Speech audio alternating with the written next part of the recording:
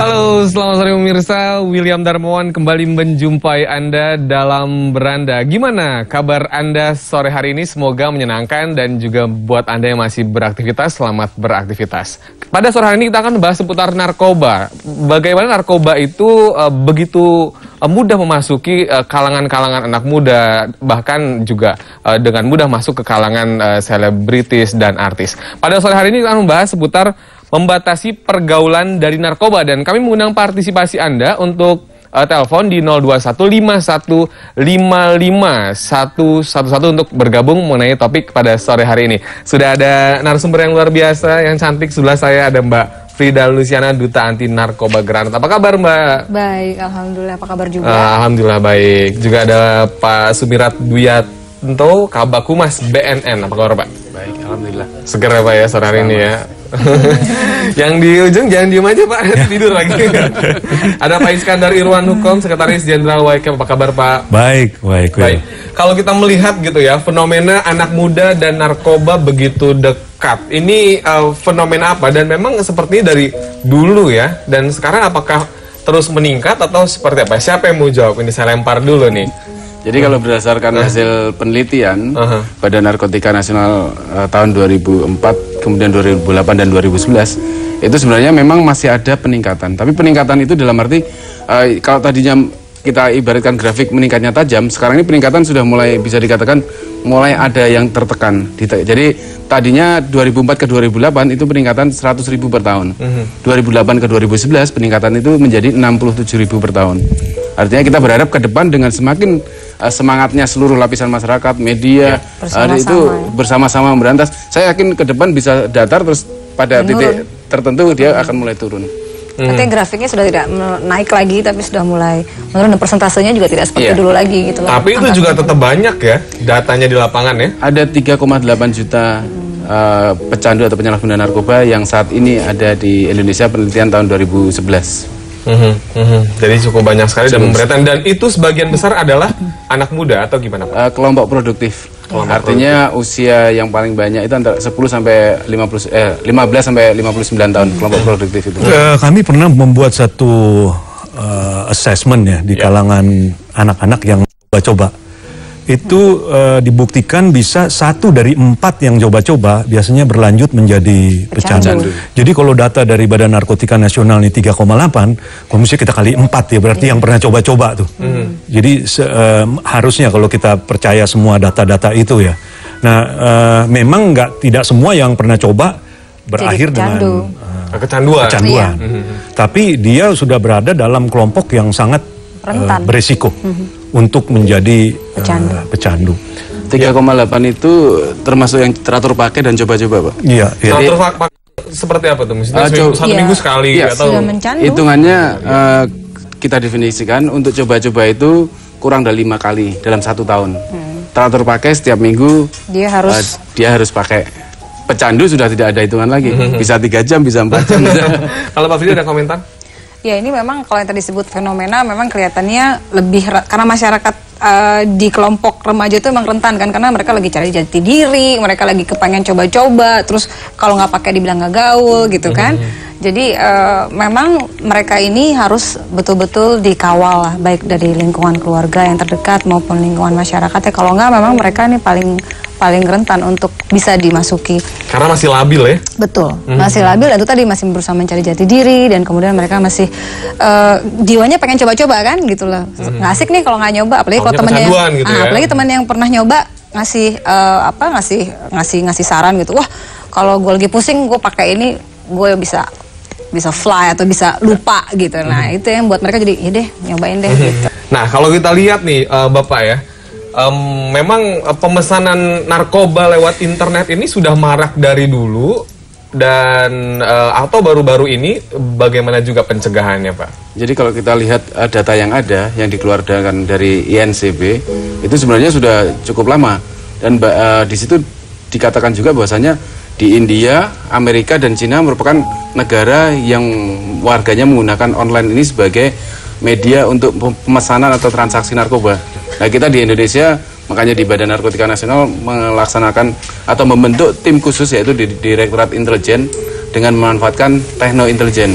tidak hanya human intelligence. Kalau dulu hanya human intelligence, sekarang ini dengan techno intelligence. Artinya techno ini bisa dengan teknologi apapun kita coba untuk membatasi, termasuk yang online ini. Kalau dari YCAP sendiri gimana nih Pak antisipasinya untuk cyber internet yang pemesanan narkoba ini? Masalahnya kan kita nggak bisa menghalangi itu ya. Betul. Atau mau dilarang, orang bisa dengan 100 macam cara. Jadi istilahnya ini kita perang nih. Nah makanya kalau kami membuat gerakan yang sebaliknya. Kami membuat situs-situs yang lebih positif gitu. Lalu mengajak juga setiap anak muda yang mengikuti program masuk dalam satu klub. Klubnya namanya Youth Club. Nah di Youth Club itu kami akan menyebarkan informasi-informasi sebagai tandingan dari informasi-informasi yang negatif tadi. Nah ini menurut saya ini yang bisa kita lakukan karena mereka kan juga lihai-lihai gitu untuk merubah namanya, merubah segala sesuatu. Nah kita berada dalam pilihan dan saya pikir sih menurut saya inilah konsekuensi dari satu penemuan manusia. Kalau manusia menemukan sesuatu sebetulnya netral. Internet itu kan netral. Nah tergantung manusianya mau membuat itu menjadi negatif atau positif. Nah bagian ini yang sulit gitu untuk diatur atau untuk dibuat sistem karena yang namanya kreatif dengan liar itu kan beda-beda tipis ya. Iya kan? Kalau kreatifnya menjadi sangat kreatif cenderung menjadi liar tuh. Nah ini yang terjadi menurut saya kenapa ada perdagangan-perdagangan yang negatif lewat interest. Segala sesuatu sekarang informasi itu kan sudah nggak ada batasnya, baik yang positif maupun yang negatif. Masalahnya kita siap nggak menerima segala sesuatu itu. Walaupun sekarang ada banyak software untuk misalnya menghalangi, memblokir. Tapi mereka juga nggak kalah pintar. Mereka ada aja caranya ya. Itu. Mbak Frida, kesulitan nggak sih sebagai duta anti narkoba untuk mensosialisasikan hal-hal seperti ini? Nggak boleh merasa susah ya, karena sosialisasi ini harus terus-menerus diberikan. Penyuluhan harus selalu terus-menerus dan tidak pernah berhenti kita sampaikan kepada seluruh lapisan masyarakat. Seperti yang tadi Bapak bilang, sebenarnya kan menyangkut masalah pilihan. Kita mau pilih yang mana nih gitu. Kita diberikan berbagai pilihan. Nah, untuk bisa menentukan, terutama anak muda, menentukan pilihan mana yang baik, mana yang benar, maka mereka harus diberikan informasi yang sebanyak-banyaknya dan yang sedetail-detailnya sehingga mereka memahami. Jadi mereka bisa menentukan sikap, wah ini tidak bagus untuk saya. Narkoba, say no to drugs. Gitu. Jauhkan lah ya. Jauhkan. Oke, gitu. kalau penelpon nggak boleh dijauhin ya. Nggak boleh. Sudah ada penelpon yang masuk. Halo, selamat sore. Pak. Ya, saya Alex dari Kalibata, Jakarta nih. Silakan Bapak Alex di Kalibata. Ya, akhir-akhir ini narkoba sungguh memprihatinkan ya, terutama belum lama-lama ini Kapolsek Cibarusah itu ya, seorang panutan negara, sebuah abdi negara, tapi ternyata memakai sabu ya. Jadi kalau menurut saya ini memang membatasi pergaulan narkoba ini tidak hanya dengan adanya duta, BNN, itu pendekatan spiritual yang lebih penting, terutama agama ya, mempertebal iman atau pengajian segala macam lah, yang untuk menyaring itu semua gitu loh.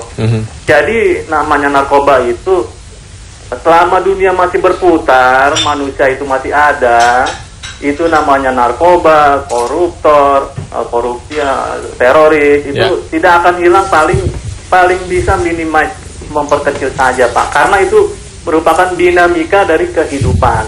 Dan untuk membatasi pergaulan tadi ya dari segi spiritualnya itulah yang lebih terpenting. Teman saya pun juga ada yang memakai narkoba, tapi itu tidak saya jauhkan, tergantung dari diri kita sendiri gitu. Oke. Jadi itu saja Pak Alex. Tebal iman kita saja lah. Ya, baik. Terima kasih komentarnya Pak Alex. Tidak ada pertanyaan, hanya komentar ya. Jadi memang spiritual juga harus ditingkatkan ya. Ini ada nggak mungkin pelatihan atau juga ya cara-cara agar muda orang-orang yang masih produktif itu lebih dekat ke Tuhan gitu? Iya, tentunya yang pertama dari keluarga dulu ya. Jadi kalau dari keluarga sendiri juga punya hubungan komunikasi yang baik gitu kan. Jadi artinya anak ini tidak merasa segan untuk bertanya kepada orang tuanya, dan tentunya orang tua pun harus bisa menjadi role model bagi anaknya. Dan pendidikan agama itu harus sejak dini diberikan kepada anak-anak sehingga mereka bisa memperkuat dan menebalkan iman seperti yang tadi disampaikan oleh Pak Alex tadi.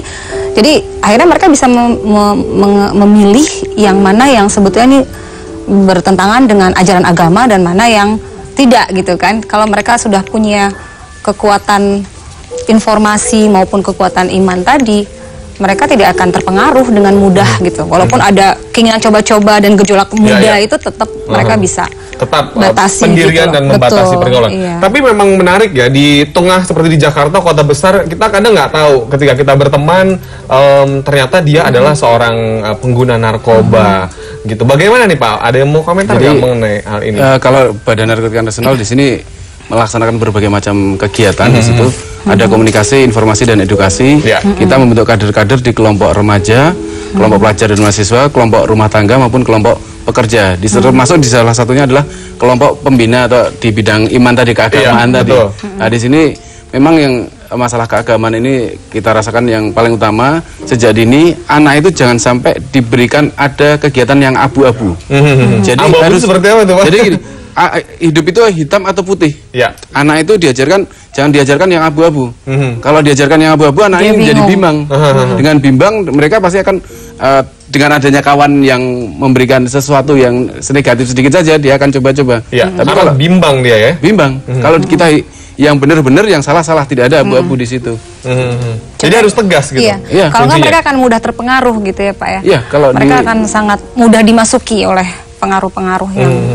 Kalau pengalaman YCAP sendiri selama terjun ke lapangan gitu ya Pak ya, artinya kan seseorang itu bisa bergaul dengan sangat luas gitu. Ini bagaimana Pak mengantisipasinya agar kita bisa membatasi juga pergaulan gitu? Karena kita kan ya seperti saya bilang tadi, nggak tahu kita ngobrol dengan pengguna narkoba dan lain-lain gitu. Iya, jadi waktu kami mulai tahun 99, kami itu mencoba menyusun modul-modul yang kami adopt dari berbagai macam lembaga-lembaga yang sudah lebih advance dulu. Jadi dan akhirnya kami menyimpulkan bahwa yang sangat perlu untuk anak-anak usia adalah basic life skill. Nah, di dalam basic life skill itu biasanya selain pengetahuan tentang bahaya dari narkoba dan konsekuensi-konsekuensinya, tapi basic life skill itu berupa misalnya bagaimana berkata tidak tanpa perlu merasa bersalah. Nah, iya kan betul. Orang timur nih kan suka kalau iya kan, dia mau ngomong tidak jadi gitu kan. Sudah makan 3 kali, kalau diajakin makan lagi jadi umum. Bukan narkoba ya, makan maksudnya. Jadi kami buat modul itu bagaimana berkata tidak tanpa perlu merasa bersalah. Itu bagian dari decision making skill atau skill untuk membuat keputusan yang bermanfaat bagi diri dia. Lalu ada juga communication skill, itu basic life skill yang sangat perlu bagi anak-anak usia sekolah. Kelihatannya sederhana aja, komunikasi kita kan udah bisa, tapi ternyata nggak sesederhana itu. Waktu ada informasi misalnya ganja itu nggak apa-apa, ini perlu dikritisi kan. Yang dimaksud nggak apa-apa itu seberapa nggak apa-apa, kan itu perlu dikritisi. Narkoba itu enak. Yang seenak itu maksudnya apa? Apa dengan berakhir kehidupannya atau berakhir di panti rehab? Itu yang dimaksudkan enak. Nah, ini yang perlu diberikan gitu. Jadi basic life skill itu mengajarkan gitu bagaimana kita mengkritisi satu statement lalu diolah secara logika dengan baik, dan sehingga waktu dia diberikan juga decision making skill, dia udah bisa ngambil keputusan yang bermanfaat bagi dia. Gitu. Artinya jangan jadi orang yang nggak enakan gitu ya. Pokoknya kata tidak ya tidak. Iya, walaupun kebenaran itu seringkali menyakitkan ya. Ya betul. Jauhi teman. Tapi ya nggak apa-apa daripada kena narkoba ya nggak apa. Jadi kata membatasi itu penting ya, bukan berarti artinya kita harus pilih-pilih dong ya.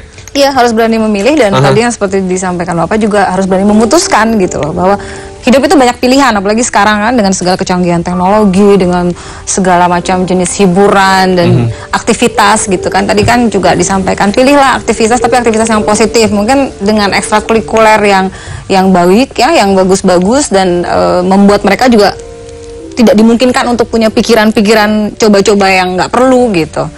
Jadi ya memang harus berani membatasi dirinya sendiri, dan itu harus dimulai dari rumah, kemudian lingkungan masyarakat sekitar lewat tetangga ataupun RT RW pun juga bisa kita ikut kerahkan, karena artinya seluruh peran masyarakat harus kita berdayakan lah untuk demi menjaga masa depan bangsa ini jangan sampai hancur, karena bisa mematikan. Iya, karena membatasi itu tadi juga ya mungkin salah satunya adalah dengan kita membatasi gitu ya, kita bisa ya nggak ngaruh gitu.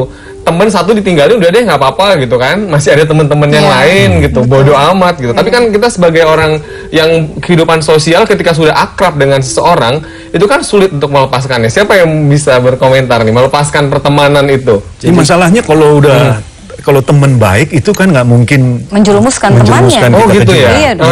Iya pasti. Nah bagian itu, walaupun seberapa dekat, atau misalnya kalau kami suka juga memberikan materi-materi tentang misalnya love, sex, and dating. Kalau orang pacaran itu nggak mungkin si pacar itu juga mau menjerumuskan pacarnya dong.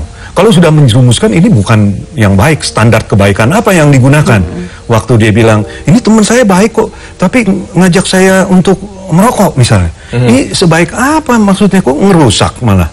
Kan gitu ya. Jadi anak-anak ini memang harus diberikan batasan-batasan. Saya kasih tahu gini, kalau kita mau membesarkan anak menjadi penjahat gampang loh. Nggak usah dilarang aja. Iya. Jangan dilarang, dia pecahin kaca, diamin. Kempesin ban, biarin aja. Tabrak mobil, biarin. Kriminal di mana-mana gitu ya. Jadi penjahat. Kalau nggak tahu, karena dia nggak tahu, nggak pernah belajar ada batasnya. Jadi anak-anak itu harus dikasih pagar batas. Dan batas-batasan inilah tadi Pak Alex bilang melalui spiritual. Ya. Tapi itu kan merupakan salah satu, walaupun itu bisa menjadi dasar. Karena kalau saya percaya bahwa manusia ini adalah makhluk roh yang punya jiwa dan tubuh. Gitu. Jadi memang sisi rohani merupakan satu yang penting, dan itu pernah juga dilakukan penelitian. Ternyata anak-anak waktu ditanya, kenapa kamu nggak pakai? Ya. Nah jawabannya banyak yang mengatakan bahwa takut sama Allah. Nah berarti sisi spiritual bisa kita gunakan untuk melakukan tindakan pencegahan. Yang kedua, takut sama orang tua. Jadi figur orang tua juga harus dimanfaatkan. Yang ketiga, takut merusak badan. Jadi sisi mengenai menghargai tubuh ini sebagai sesuatu yang berharga, itu juga harus kita angkat. Itu kalau kita mau lakukan tindakan pencegahan gitu. Iya. Gitu saya. Dan untuk itu juga yang paling penting adalah kita harus bisa memberikan informasi yang sejelas-jelasnya kepada mereka yang gitu benar. loh. Ya informasi yang benar gitu. Iya. Jelas dan Karena kan- benar. Karena kan mereka kecenderungannya kan ingin selalu cari tahu itu tadi kan Iya, gitu. iya. Dan mereka harus mendapat jawaban yang make sense di Betul. pikiran mereka gitu. Dengan Kalau pendekatan yang Nah, berbeda, ada keluarga gitu betul. ya. Jadi kalau Kecenderungan kita kan lebih gampang terima yang negatif. ya, Kalau lebih mudah. mitos itu banyak tentang narkoba ya. Nggak apa-apa kalau pakai sekali, itu kan mitos. Iya. Nah manusia kita udah kecenderungannya memang lebih gampang terima itu daripada bilang jangan, Iya. gitu. Coba aja kalau William ini keserempet dengan Metro Mini kan, yang muncul di otak kan apa? Mengucap syukur atau memaki. Betul. Iya, itu Pasti udah otomatis refleks. memaki. Refleks. Biasanya astagfirullah. Ya. Tapi tergantung juga. Kalau yang nyerempet Mercy gitu ya, yang mau apa kelihatannya kaya banget, alhamdulillah kasih 15 juta. Bicara baik, jangan sampai. Kalau saya tertarik tadi Ya. dengan larangan-larangan tadi, batasan-batasan. Kita memberi batasan kepada anak kita itu harus dengan contoh yang jelas. Misalkan orang tuanya merokok, melarang anaknya merokok, nggak bakalan Agak bisa. susah ya. Iya. Saya ada contoh. Jadi seorang anak saya tanya, bahkan mungkin yang dewasa pun saya berkali-kali bertanya ketemu kawan yang merokok, kapan kamu mulai merokok? Gimana caranya merokok? Saya mencuri dari punyanya papa. Iya. Orang tua, kenapa kok bisa? Papa kan nggak pernah ngitung rokoknya dia ambil satu. jadi itu salah satu contoh larangan-larangan orang sebagai figur tadi. Iya. Orang tua harus memberi contoh. Iya. Iya, iya. Ya seperti di awal bincang-bincang tadi kan saya sudah bilang orang tua itu kan role model gitu ya Pak ya. Jadi sebetulnya pun dari sikap tanpa bicara pun itu sudah bisa menjadi panutan anak-anak kan, itu mereka ingin selalu belajar kan. Yang pertama mereka lihat yang paling mudah kan yang di Iya. rumah kan, orang tuanya sendiri gitu loh. Apalagi kalau orang tuanya bisa secara verbal menjelaskan dengan apa ya, dengan bahasa yang mereka bisa terima gitu, dan mereka bisa mengerti.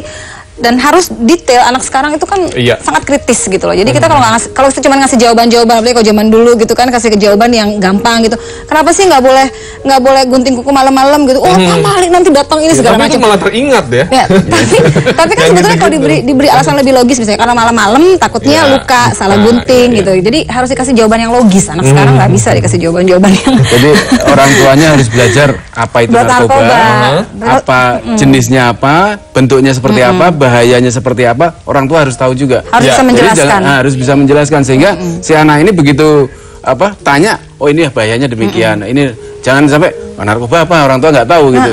Itu apa? Pernah juga. Itu apa? Alat praktikum padahal bong.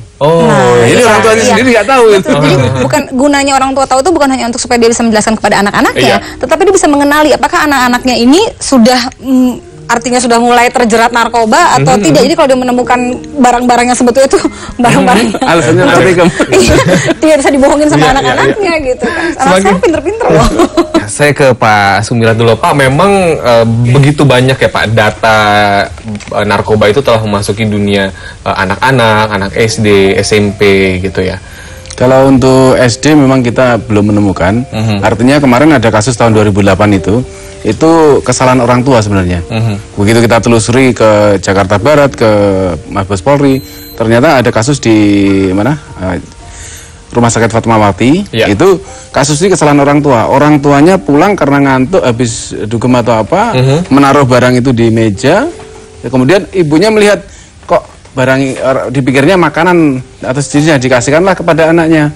Setelah dikasihkan kepada anaknya, dibawa anak ke sekolah. Di sekolah itu anak SD ini membagi kepada temannya. Akhirnya 5 orang ini mengalami ibaratnya teler gitu, dibawa ke Rumah Sakit Fatmawati. Dan kebetulan kami kemarin langsung telusuri ke Rumah Sakit Fatmawati dan mengomunikasikan dengan dokternya. Itu yang terjadi. Dan kita dengan Badan POM kita telusuri juga, Badan POM tidak ada data untuk di anak. Memang kita walaupun itu kasus yang kesalahan orang tua, tapi kita tetap waspada. Jangan sampai di lingkungan anak kita ada penyalahgunaan atau peredaran gelap narkoba. Kalau dari YCAP sendiri Pak, ini kan sosialisasi dan juga anti narkoba ini juga kan di anak-anak dan juga ke orang-orang dewasa ya Pak ya? Iya. Ini gimana Pak di lapangan Pak? Ya, kami kan lebih banyak bergerak dalam primary prevention. Jadi pencegahan itu sebetulnya kita bisa bagi 3. Bagian primary prevention, secondary, sama tertiary. Nah kalau yang primary itu kami mengarah kepada orang-orang memang yang diprediksi bahwa belum bersentuhan. Jadi masih bersih lah dalam tanda petik ya. Sehingga diberikan tadi pengetahuan yang objektif tentang bahaya narkoba, tentang ciri-cirinya, apa konsekuensinya, sekaligus tadi yang basic life skill. Nah kepada orang tua kami biasanya memberikan modul-modul 5 kenal. Kenal narkoba, kenal diri dan pasangan, kenal anak, kenal teman-teman anak, dan kenal lingkungan. Itu untuk melakukan tindakan narkoba. Sebab gini, selalu pertanyaannya yang di lapangan kan yang mengarah kepada aparat biasanya kan. Kenapa sih itu aparat kok begini dan begini. Tapi masyarakat sering lupa bahwa kita ini punya peran juga loh. Peran dalam melakukan P4GN. Jadi kalau menunggu aparat sementara peran kita nggak lakukan, menurut saya paling gampang memang melihat kesalahan orang. Tapi kita punya peran. Jadi kalau masalah narkoba saya bilang kita harus egois. Dalam arti kata ring 1 kita nih kita harus jaga betul-betul. Ring 1 ini siapa? Ya saya, istri, dan anak-anak. Itu ring 1 saya. Saya harus egois gitu menjaga ini. Nanti syukur-syukur bisa ke ring 2 dan selanjutnya. Tapi kalau saya nggak punya kesempatan ke ring 2, ring 3 dan selanjutnya, ya saya harus egois ini menjaga. Ring 1 aja gitu ya, yang paling penting. Saya harus jaga betul-betul ini, jangan sampai. Sebab kan kami-kami ini kayak Pak Sumirat dan Mbak ini juga kalau bolak-balik ngomong narkoba, tiba-tiba di rumah babak belur. Oh iya betul. Kan agak kontradiksi juga, orang akan bilang, itu dokter bener nggak sih ngomongnya gitu? Oh anaknya malah masuk misalnya gitu kan, gitu kan, saya nggak punya kemampuan untuk bicara di depan umum lagi gitu. Saya ke Mbak Frida dari Duta Anti Narkoba Granat. Oke Mbak Frida, selama menjalankan tugas sebagai Duta Anti Narkoba gitu ya, itu juga kan mensosialisasikan ke semua lapisan, mulai dari anak-anak sampai dengan orang dewasa yang bekerja gitu. Kan kalau orang dewasa kan mereka punya penghasilan sendiri ya Mbak, bagaimana pengalamannya untuk membeli narkoba gitu? Ya itu tadi, dalam penyuluhan itu kan kita tentunya juga dibekali dengan berbagai informasi yang dimana kita juga bisa menunjukkan contoh-contoh gitu. Kalau orang-orang yang sudah dewasa kan tentunya mereka merasa sudah punya sudah punya kemampuan untuk membuat keputusan yang menurut mereka baik. Padahal belum tentu itu baik gitu loh. Apalagi kalau misalnya mereka juga masih suka nyoba-nyoba juga gitu. Nah, kita kasih contoh-contoh gitu loh bahwa ini loh gitu ya, mungkin sekarang belum terlihat tapi nanti harus kasih gambar-gambar yang ekstrim ya, itu balik lagi ke masalah hitam dan putih itu tadi gitu loh kan, jadi hancur gitu hati, bisa sirosis gitu kan, bisa kena HIV gitu kan, terus akhirnya bisa yang tadinya punya bayi juga bisa terkena kan, padahal bayi itu kan tentunya sangat tidak berdosa gitu kan, tapi jadi harus menanggung akibat dari karena orang tuanya pemakai misalnya gitu kan, jadi harus dikasih contoh-contoh dan kemudian juga mereka biasanya nih karena mereka kan juga dalam lingkungannya tuh pasti adalah gitu ya kemungkinannya ada yang terkena. Nah ini biasanya mereka tuh juga jadi bimbang gitu kan antara sebetulnya ini masih enak nih dipakai gitu, tapi sebetulnya ada contoh. Nah ini makanya peran keluarga yang tadi juga sudah disampaikan harus selalu dijaga, tidak hanya pada saat mereka masih muda, tapi juga kita dengan adik kakak gitu kan. Ini yang harus selalu saling memperhatikan satu sama lain gitu. Jadi ya. Tapi ada loh orang yang pacaran gitu ya, yang satu pengguna narkoba, kemudian pacarnya diajak juga menggunakan narkoba. Ini gimana nih? Ada yang mau komentar nggak, Bapak? Iya. Karena alasan cinta. Ini kan nggak bisa membatasi gitu alasannya. Tapi kan harusnya nggak begitu. Itu berarti cinta yang buta ya. Karena kalau cinta yang memang betul-betul sayang, itu pasti dia akan menjaga dirinya dan menjaga pasangannya gitu. Nggak mungkin dong dia mau membuat pasangannya itu hancur gitu atau rusak. Kalaupun dia rusak, misalnya ya udah dia rusak sendiri deh, jangan ngajak-ngajak gitu kan. Ya. Dan yang diajak pun harus bisa mengatakan tidak. Ntar diputusin misalnya katanya. Ya masih banyak yang lain yang baik. Oh iya, seperti teman juga ya, seperti teman masih banyak teman-teman yang lain. Atau kalau dia punya kemampuan justru dia yang berbalik mempengaruhi pasangannya supaya pasangannya terlepas dari narkoba. Tapi masalahnya kan begini, kalau dia bilang ini badan-badan gua, terserah gua dong, gua mau pakai atau enggak. Pertanyaannya, bisa nggak dia hidup sendirian dan dia tidak, dampaknya dari menggunakan itu tidak mengganggu sekelilingnya? Nggak akan mungkin bisa, karena manusia itu kan makhluk sosial. Jadi nggak akan mungkin dia bisa bilang, terserah gua dong, gua mau pakai, kan gua nggak ganggu. Siapa bilang nggak ganggu?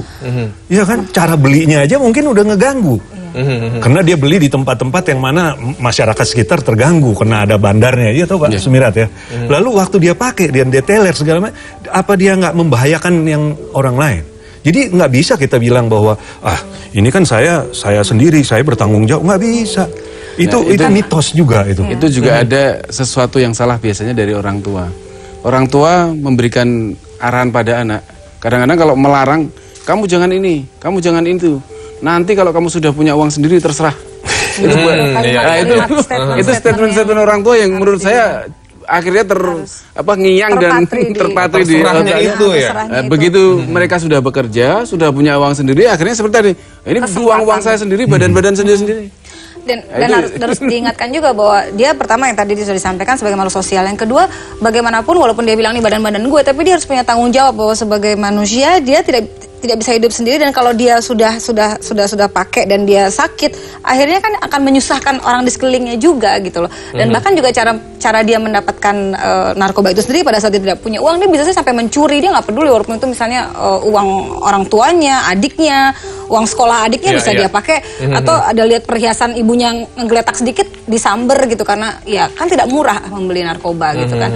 Nah itu kan dia sudah merugikan orang di sekelilingnya, padahal itu orang-orang yang sangat mencintai dia gitu. Nah itu harus disadarkan gitu. Ya bahwa akan berefek banyak gitu ya. Nggak bisa nggak semata-mata dia mengklaim ini badan gue yang susah, gue yang repot, gue yang sakit, gue nggak bisa.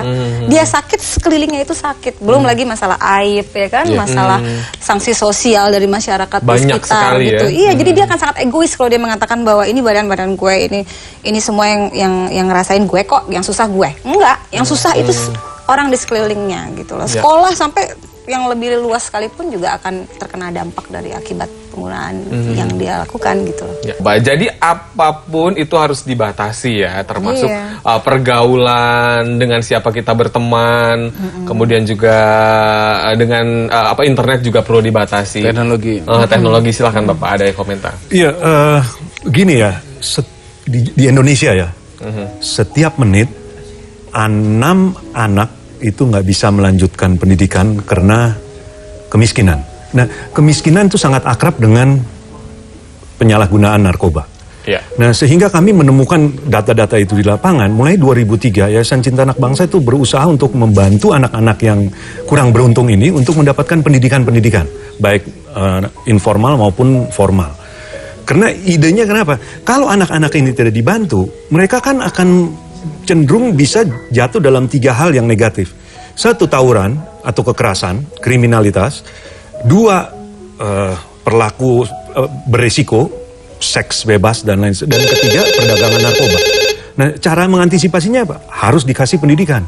Harus diberikan peluang-peluang untuk supaya mereka bisa diberdayakan menjadi manusia yang utuh. Nah, oleh karena itu kami mendirikan banyak rumah-rumah belajar untuk membantu anak-anak ini. Idenya sederhana, yaitu pencegahan.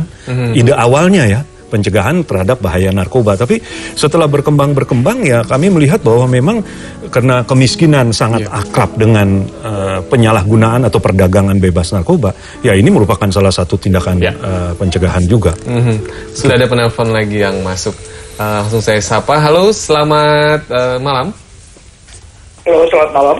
Ya, dengan Bapak siapa di mana? Dengan Sudrajat dari Jakarta Selatan. Silakan Bapak, langsung saja, singkat ya. Ya, Bapak dan Ibu para narasumber ya, saya mendengar pembicaraan ini memang terlalu lama prosesnya, Pak. Saya sedangkan narkoba ini sudah sangat kritis. Dan untuk mengandalkan hubungan keluarga udah sulit sekarang karena semua sibuk. Apalagi daerah kumuh sudah tidak ada tempat bertemu untuk keluarga dengan anak-anaknya. Jadi saya usulkan saja, Pak, hukum mati kepada bandar. Harus hukum mati pada bandar tanpa melalui pengadilan. Itu harus. Kalau tidak begitu tidak putus rantainya. Sangat berbahaya bagi generasi anak cucu kita. Saya mohonlah dibuatkan aturan, jangan kita terlalu banyak pertimbangan atau wacana atau apa. Ya langsung saja to the point. Kita putus rantainya, hukuman mati. Saya kira akan selesai. Ya, baik, terima kasih. Kita mengandalkan hubungan sosial ini sulit. Sulit sudah. Dan itu tidak mungkin lah. Terlalu kecil artinya. Hasilnya terlalu tipis. Saya kira demikian. Terima kasih. Terima kasih Bapak Sudrajat di Jakarta. Bapak yang menjawab, silakan. Kita setuju dalam hal ini masalah hukuman mati. Karena kita ketahui dan sampai saat ini Indonesia masih menerapkan hukuman mati. Kita ketahui untuk kasus narkoba ini 15.000 anak bangsa setiap tahun mati sia-sia karena narkoba. 15.000. Dan itu di usia produktif rata-rata. Di usia produktif. Nah, namun demikian kita ketahui ini kan bidang penegakan hukum atau pemberantasan. Di undang-undang dinyatakan juga bahwasanya bagi mereka yang mengedarkan seperti tadi, kemudian memproduksi atau produsen, mengimpor dan atau mengekspor narkotika bukan tanaman golongan 1 melebihi 5 gram itu bisa dipidana dengan pidana mati. Kita tinggal sekarang proses hukum ini harus kita jaga, kita amankan, kita kawal bersama. Supaya seperti kemarin 44 kilo narkoba masuk ke Indonesia, hukuman seumur hidup. Kita dari lahirnya Undang-Undang Narkotika nomor 35 tahun 2009 bulan Oktober sampai sekarang tidak pernah atau belum ada vonis hukuman mati. Meskipun narkoba yang masuk ke Indonesia ada yang 50 kilo lebih. Udah kayak beras ya Pak. Narkoba. Undang-undang 5 gram ke atas. Artinya harus kalau di Thailand 20 gram ke atas. Di Indonesia bisa dikatakan lebih keras dan tegas bagi pengedar, importir dan produsen. Inilah kita harus mengawal pemberantasan. Namun demikian kita tidak bisa melupakan yang namanya pencegahan. Yang berikutnya adalah rehabilitasi. Diberantas bagaimanapun juga, kalau rehabilitasi atau pecandunya tidak direhabilitasi, dia tetap ada menjadi pasar. Selama pasar ini ada, sampai kapanpun suplai akan masuk terus. Oleh karena itu 3 kegiatan, pencegahan meningkatkan imunitas masyarakat, rehabilitasi, dan pemberantasan harus berjalan bersama-sama. Yang tidak kalah penting ditambah dengan pemberdayaan masyarakat. Masyarakat juga harus peduli. Kalau di lingkungannya ada yang aneh-aneh sedikit, segeralah melapor kepada petugas terdekat, bisa di kepolisian, di Badan Narkotika Nasional atau tempat yang terdekat lainnya. Sebelum saya tutup obrolan malam hari ini, Mbak Frida ada yang disampaikan? Singkat saja pesan-pesan masyarakat seputar membatasi pergaulan dari narkoba. Ya, jadi seperti yang disampaikan Pak Sumira tadi, memang yang kita bahas hari ini kan atau sore ini kan lebih kepada pencegahannya ya Pak ya. Jadi kita juga setuju dengan harus memberikan efek jera kepada para bandar narkoba ini. Dan tadi sudah disampaikan juga bahwa hukumannya juga udah bukan main-main, hukuman mati hanya dengan 5 gram tanpa harus sampai 20 gram seperti di Thailand. Tapi sekali lagi kita bicara soal pencegahan, membatasi pergaulan, mau tidak mau memang harus dari keluarga dulu gitu loh, karena ini basic gitu loh. Kalau keluarganya nggak kuat, imannya nggak kuat, kemudian lingkungan di sekitarnya juga tidak mendukung, ya akhirnya akan masuk ke wilayah berikutnya gitu. Mereka akan menggunakan gitu. Bapak ada yang sampaikan lagi, silakan. Yang pasti narkoba itu musuh bersama, bukan hanya musuh pemerintah atau BNN saja. Kita harus bersama-sama, kita harus peduli bersama-sama untuk memberantas maupun mencegah penyalahgunaan dan peredaran gelap narkoba. Pak, silakan Pak. Jadi hari ini ada seorang menurut dalam tanda petik agak gila ya, masuk di Pasuruan karena dia berlari setiap hari 50 km.